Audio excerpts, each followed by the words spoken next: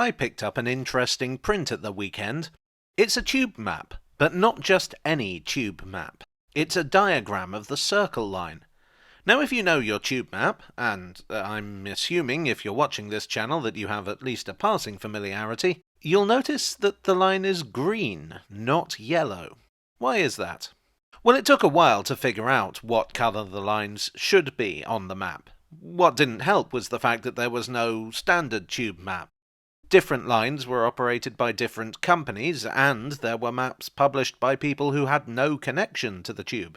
On official maps, the district was usually depicted in green, and the metropolitan tended to be variants on red. This could be anything from orange to pink or even purple. There was no colour for the Circle Line because it wasn't considered a separate line, and it was not uncommon for the Piccadilly line to be depicted in yellow. The northern part of the Circle Line was built by the Metropolitan Railway and the southern by the District Railway, which were two different companies. So the Circle was shown as part of the District and Metropolitan lines. This could be a little confusing though, because the District ran trains over the Metropolitan part of the Circle Line and vice versa. Basically, the map wasn't showing services, it was showing territory. The Circle Line wasn't the only place that had this problem. The Metropolitan also ran trains to destinations like Richmond and Barking. In 1931, Harry Beck's legendary tube map was first published. This was a diagrammatic map which eschewed geographical accuracy in favour of just making the map readable. It's what ultimately led to the tube map we have today. But it still had that problem with the Circle Line. In 1933, the London Passenger Transport Board was formed. This was an organisation that took control of London's tubes, trams, buses and coaches. It meant that rather than being two separate organisations, the Metropolitan and District were now lines within the London Underground, and this, in turn, meant that some of the silliness of the network could be tackled head-on. From 1936, the Circle began to be treated as a separate line, and this is when the green colour first appears. That's also when it first became known as the Circle Line. Before that, it was the Inner Circle. That is also when this poster dates from. Now, according to the London Transport Museum, at this point the Metropolitan and District were both green. And if you're wondering, the Hammersmith and City line was considered part of the Metropolitan line, so it too became green. It made a certain amount of sense. After all, the District and Metropolitan shared a lot of track, they were both owned by the same company, so why not show them in the same colour? That being said, there were certainly maps from 1936 and 1937 that retained the old separate way of depicting the lines. In 1947, the Circle Line started to be emphasised on the map with a black outline. In 1949, it was finally depicted totally separately, with a yellow colour. It retained the black outline at first because of the limitations of printing technology.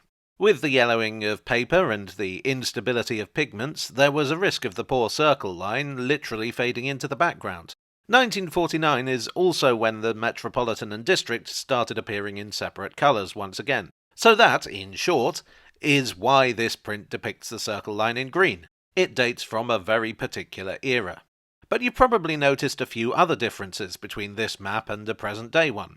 Probably the most obvious one is that interchange stations are represented by a diamond, whereas these days they're shown as a circle. This was something that management experimented with more than once.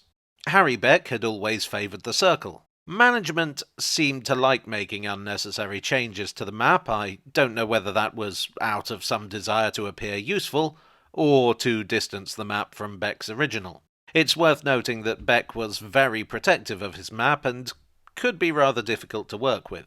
Anyway, the circle has proven superior, and you will not see the diamond on a present-day tube map.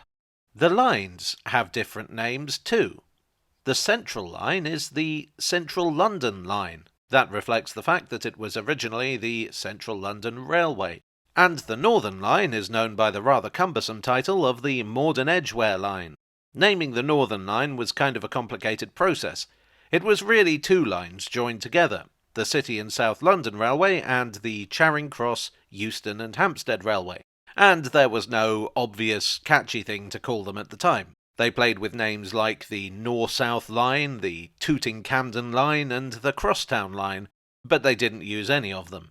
The name Northern Line came about in 1937 and reflected the plans to take over the suburban branch lines to Alexandra Palace, High Barnet and Edgware, and to extend the line to Bushey Heath. Not all of that happened, of course, but at least the line had a name now.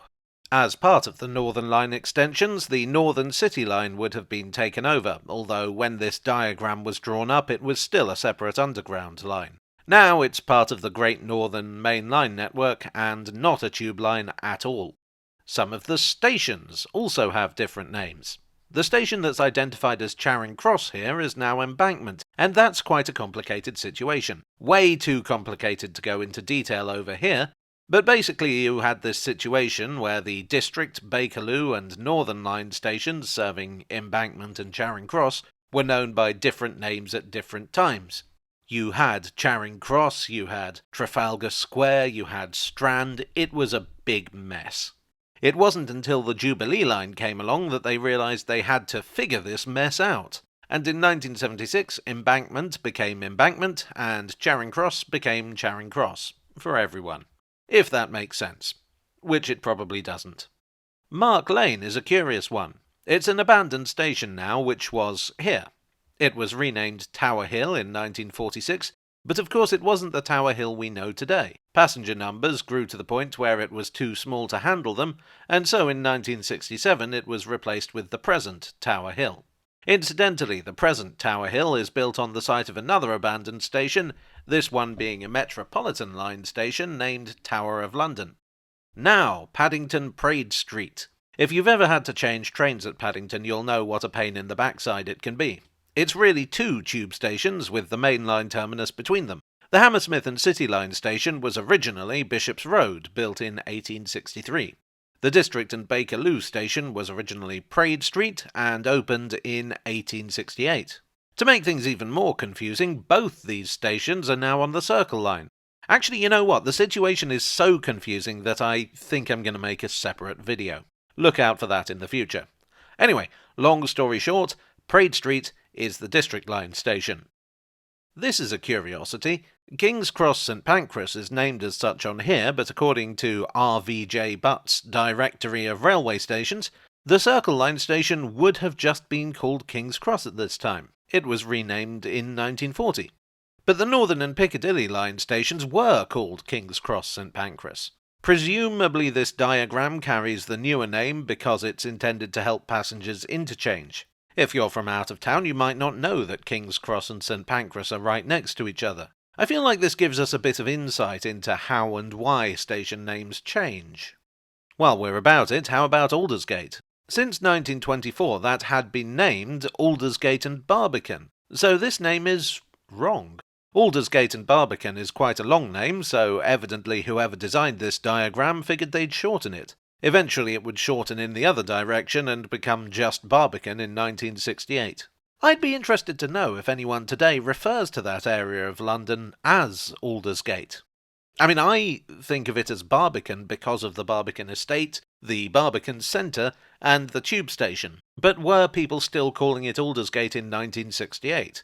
Did the name of the tube station change what people called the area? I don't know, it's just a train of thought I'm following.